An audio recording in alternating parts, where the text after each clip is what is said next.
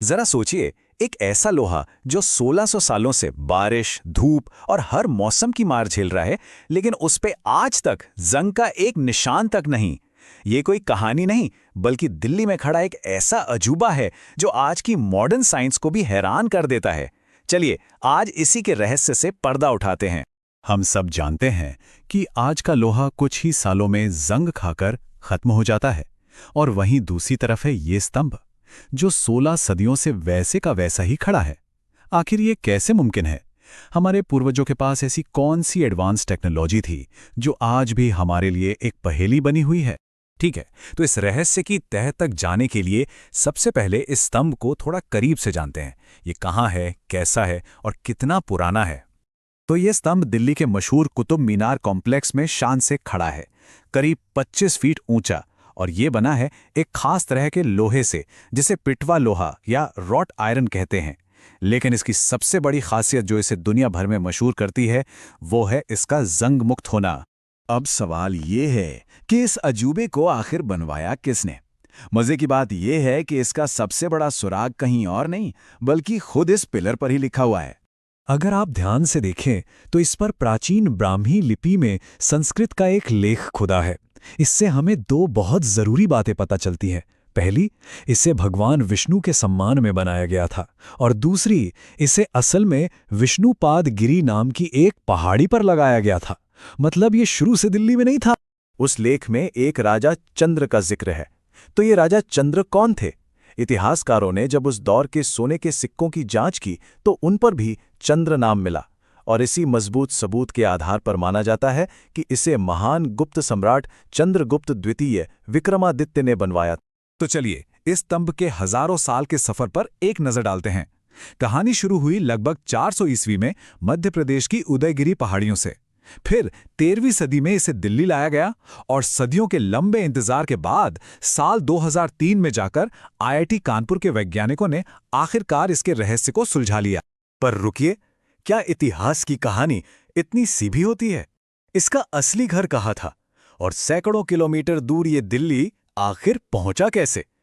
चलिए, इसमें इतिहासकारों की अलग अलग राय जानते हैं।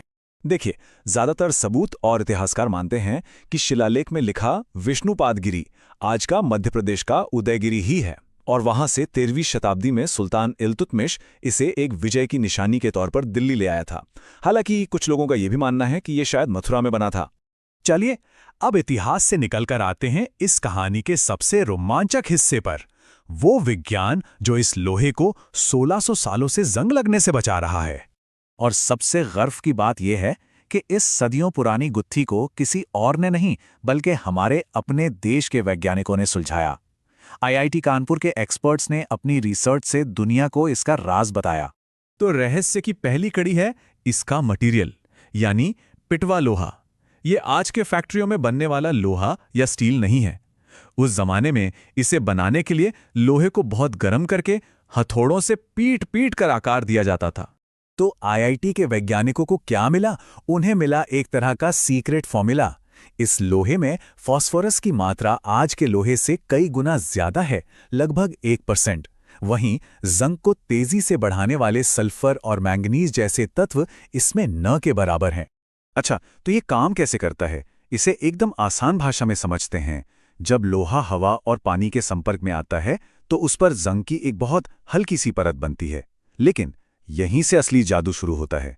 लोहे के अंदर जो हाई फास्फोरस है, वो इसी जंग से रिएक्ट करके मिसावाइट नाम की एक पतली, मजबूत और अदृश्य परत बना लेता है। ये परत एक सुरक्षा कवच की तरह काम करती है और जंग को लोहे के अंदर जाने से हमेशा के लिए रोक देती है। मतलब लोहा खुद ही अपना रसप्रूफ कवच बना लेता है ना कमाल की बात? अब जाहिर है, जहां इतना बड़ा रहस्य हो वहां कुछ कहानियां और अफवाहें तो बनी जाती हैं। तो चलिए जरा सच और झूठ को अलग अलग करते हैं। एक बहुत मशहूर कहानी थी कि अगर इससे पीठ लगाकर दोनों हाथ पीछे से मिला लिए जाएं तो हर इच्छा पूरी होती है। लेकिन लगातार छूने से नुकसान हो रहा था, इसलिए अब इसके चारों ओर बाड़ लगा दी गई है। और नहीं, ये किसी दूसरे ग्रह से आई धातु नहीं है, ये 100% इसी धरती का लोहा है जिसे हमारे पूर्वजों ने अपनी शानदार तकनीक से बनाया था। तो हमने इतिहास जान लिया, विज्ञान समझ लिया, लेकिन आखिर में सवाल ये है कि ये स्तंभ हमारे लिए इतना जरूरी क्यों है? ये सिर्फ एक पुराना खंभा क्यों नहीं है? सबसे पहले तो जरा इस नंबर को देखिए।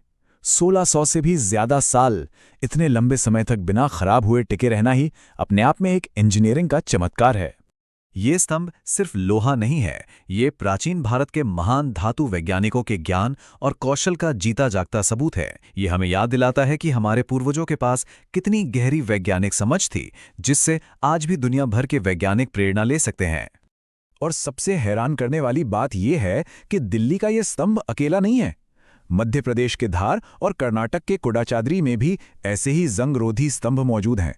ये इस बात का सबूत है कि ये कोई इत्तेफाक नहीं था, बल्कि एक स्थापित और उन्नत तकनीक थी जिसे हमारे पूर्वज जानते थे। ये सब जानने के बाद एक सवाल मन में जरूर आता है, क्या हमें लगता है कि प्राचीन भारत के वैज्ञानिकों और इंजीनियरों को इतिहास में वो पहचान मिली है जिसके वे सच में हकदार थे? इस बारे में आपकी क्या सोच है, हमें कमेंट्स में जरूर बताइएगा।